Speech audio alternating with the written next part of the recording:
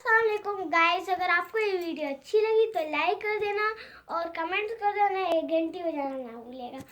तो आज मैंने इनको तैयार किया है बहुत अच्छे से। पता नहीं पॉली वाली गंदी होती है, दाने होते हैं उन पे, इसलिए बस पॉलो वाली उन्हें तो ठीक करा देती, फेशियल वेशियल कर देती और उन्हें अच्छा बनाती, पर वो कैसी गंदी होती है। फिर थोड़ा अपने आप को भी लोग तैयार कर देना।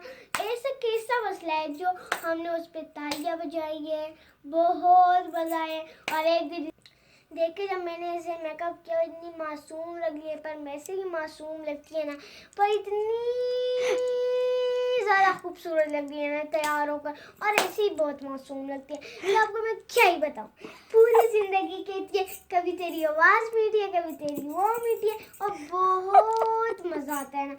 एक तो हाय मेरी बीवी मायके चली गई, बादल पतंगा सितारा बन गया, मैं फिर से गवारा बन गया।